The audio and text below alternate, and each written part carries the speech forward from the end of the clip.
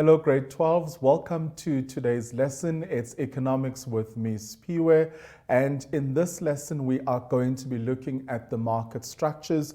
Remember, in our previous lesson, we looked at what perfect competition is, and we also looked at perfect markets. So we looked at conditions that would be conducive to perfect competition, and also we looked at the number of factors that play an important role in determining a perfect market. But in this lesson, we are going to focus on market structures, like I've said earlier on, and we are going to be looking at the different market structures that exist. So perhaps before we start, let's just define what a market is. So a market is an institution or a mechanism that brings together buyers and sellers of goods and services. Okay, so I remember back in the days we had that basic definition that said a market is a place where buyers and sellers meet to exchange goods and services. But in other cases, it may not necessarily be a physical place like it used to be in the past, where buyers and sellers of particular goods and services would come together in order to exchange goods and services. But it also can be a mechanism that brings together buyers and sellers of goods and or services. Okay, so that is a definition of what a market is. Remember, I'm defining what a market is because we are looking at market structures. So in order for us to have a good understanding of what a market structure is, it is important that we understand the terminology that is contained in that heading, which is market structures. It is also a place where demand and supply interact to determine a price. Okay, so we did see this when we were looking at perfect competition because we learned that in that particular market, prices are not influenced by individuals or by individual firms. Actually, the prices are influenced or are determined by the market forces of demand and supply. So when there is an interaction between supply and demand, that also could be considered a market because we see that interaction, that mechanism that exists between demand and supply. So that's just to extend that definition and not just to limit it to the fact that they are buyers and sellers, but also to consider the fact that it is a place where demand and supply interact in order to determine a price, and then we call this the market forces. So we distinguish between four broad types of markets, so it's important that we know this. And what are the things, or what are the markets? Let's start there before we look at the distinctions between the markets. So we've got our perfect competition, and we did discuss that in our previous lesson, where buyers and sellers are free to come in and out of that market. There are no barriers in terms of entry and exit into that market, and there are no restrictions. There is no government interference. Single participants can't actually determine the market price because there is a large number of buyers and sellers, and all the sellers or the suppliers supply a homogeneous product, identical product, in other words, and they can't change the design, the quality, and also the style of the product. It has to be the same, and it has to be sold at a specific price, and that price is determined by the forces of demand and supply. So that is perfect competition. So we looked at that. So in this lesson, we are going to spend time looking at these other three because we did spend an entire lesson going over what perfect competition is, but we are now going to explore and learn further and bring on the monopolistic competition as well, and also bring in monopoly and oligopoly as well. So these are the different types of markets. please know them. They could come up in a multiple choice question. They could come up where you're asked to match column A and column B. So just know that there are types of markets, perfect competition, which we have discussed already. And then in this particular lesson, we will focus on the monopolistic competition and the monopoly and also the oligopoly as well. Now comes another interesting factor. How do we distinguish between these markets? So there is a distinction between these markets. I'm just going to pull my screen up. There we are. So there is a distinction between markets and is based on the following features. So the first one would be the number of businesses in the market. Okay, so we learned with perfect competition that there is a large number of buyers and sellers in that market. There are so many that one buyer is not in a position to actually influence the market price. So the number of businesses in that market will play an important role when we try and distinguish between the different markets. So we would look at that as a feature, and also we would look at the nature of product. Are they selling a homogeneous product? Are they selling a differentiated product? You know, what are the specifics in terms of design and quality and style? Is it the same? Is it different? Are they allowed to alter the product? Are they allowed to play with the price and so on? So all these things will be based on the product. So we will look at the nature of product as well. Another important feature that we need to be aware of is the accessibility of the market. Is it easy to come into the market, and also is it easy to leave the market? What are the restrictions, if any? Is there government intervention?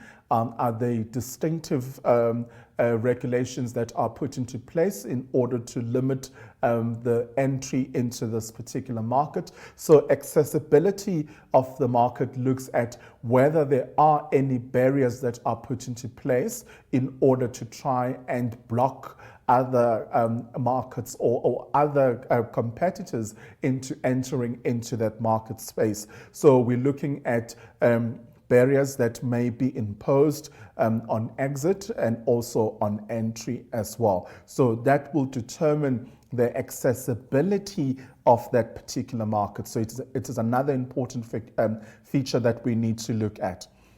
The extent of control over prices is also very important because we need to see what an individual business, what power has an individual business got in terms of control over prices. Okay, and then we know that when we looked at perfect competition in our previous lesson, we established that individual businesses over here have no control over price. Even the government does not have that influence or that intervention when it comes to price, because price is set by the forces of demand and supply. So the other stakeholders do not have the capacity to actually influence price in this regard. So it's important that we are aware of that. Another important feature that we need to look at is information. Is information accessible and made available to all other businesses or firms? Okay, so that's another issue that we need to consider. Information on market conditions. Is it available, and also is it made accessible to other businesses that are wanting to come into this market space? So these are important issues that we need to unpack as we go through today's lesson, because these features will help us in order to distinguish between the different types of markets that exist, so that when we go into that exam, we are well informed and well equipped to answer questions related to market structures. So let's just have a quick recap before I move on, because when I move on to the next table, I will need you to be aware of these important features when we try and distinguish between the different types of markets. So I'm just going to do a quick recap on this page before I move on. So we've defined what a market is: an institution or a mechanism that brings together the buyers and sellers of goods and services. Also, it is a place where demand and supply interact to determine a price, and then we call this market forces. And then we distinguish between four broad types of market, starting with perfect competition, which we did look at in our previous lesson, and also the monopolistic competition, monopoly as well, and oligopoly as well. So these are the different types of markets that exist. And how do we distinguish between these markets? So there are a few features that we have in place that will assist us to be able to show what the distinction qualities of different markets are. So the number of businesses in that market, the nature of the product that's been sold, accessibility of the market in terms of entry and exit, and also the extent of control over prices an individual business has. So these features will play an important role when we are determining, or we are distinguishing between the different types of markets. And obviously we said information plays an important role, because if there's information available in terms of market conditions, that will determine the type of market. But information does not only need to be available, but also it must be accessible to other businesses as well. Right, then over here I've got a table which shows the 5 broad characteristics which distinguish between the 4 market structures. So we've looked at the features on the previous slide. So now we have a table over here, and then we can actually do a nice comparison between the different types of markets. This is very important, so I'm going to put an NB, so you must know this. So I am going to spend a bit of time just going over it and ensuring that you are well informed when it comes to the different features that we find in the 4 different types of market structures. Okay, so we've said the features are the number of businesses, so I'm going to put a 1 there, and then the nature of product, the market entry, control over price, information as well. And just to give you a bonus, I've given you also here the examples for each of the markets. So let's start with perfect competition, because we did look at perfect competition in our previous lesson.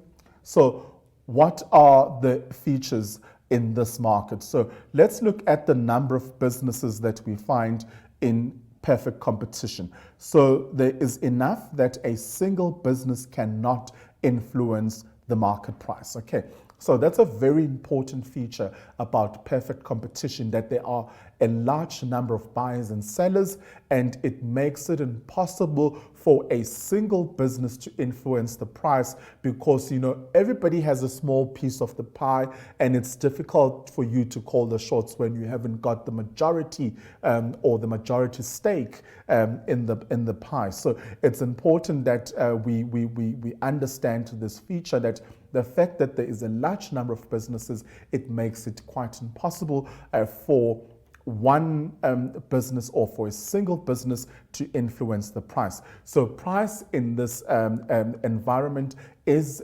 determined by the forces of demand and supply. And then looking at the nature of product, over here we offer a homogeneous or an identical product that is of a same kind. And then when we look at market entry, it is completely free. So in other words, over here, there aren't any barriers that are put into place in order to try and block other businesses or firms from entering this market. And also, firms are also free to leave or to exit this particular market. So just be aware of that. And then price as well. Who controls the price? I did touch on that earlier on because I said, over here you can't have a single business influencing the price, because the market price is set by the forces of supply and demand. So just be aware of that. And what about the information? Is it available? Yes, so there is complete availability in terms of information. So if you want information relating to the market conditions, you can actually access that information. It will be made available and accessible to the different firms or businesses that want to enter this market space. So what are some of the examples then? So the international commodity markets, gold and oil will be good examples where one participant can't actually influence the market prices, and the market prices in this regard will be determined by the forces of demand and supply. All right, so that covers the perfect competition. As I said earlier on in our previous lesson, we did go into detail when we looked at perfect competition and looking at the perfect market. So we look at things like the number of businesses that are involved, the nature of product, market entry, control over price, information as well. Is it complete? Is it made completely available to businesses and firms that are wanting to enter this market space? So do go over those important features when looking at perfect competition. And now we move on to a new market structure over here, where we look at the monopolistic competition. So the number of businesses that are involved here, so there is a very large number of businesses that we find under this particular market structure. And the nature of product, do they offer the same kind or the homogeneous? No. Here they offer what we call differentiated products. For example, cool drinks. You've got this brand, you've got that one, you've got that one. So they are differentiated. So they do not all taste the same, and the price is different because this one is a zero, it's zero sugar. This one is a light, and then that one is this, and so on. So products in this market structure are differentiated. So that's an important feature that you need to be aware of when we look at the nature of product. And then also when we look at market entry is free. So they aren't barriers that are put in place in order to block or to discourage other firms and businesses from entering this market space. And also exit as well is not, sort of like blocked with restrictive rules and procedures. And then in terms of control over price, there's few. So there are few businesses that actually can control or influence the price. And then also when looking at information, the information is incomplete. So information is not, made available, not all of it. Some they do withhold certain information because they don't want to give the next business that competitive advantage that they currently have. And an example of this type of market structure will be the fast food outlets. And we know that, this one sells chicken, that's lemon and herb. This one sells fried chicken. So there is issues of differentiation that happen in those market structures. Oh, well, before we move on to our next market structure, how about we take a short commercial break, and I will see you right after this.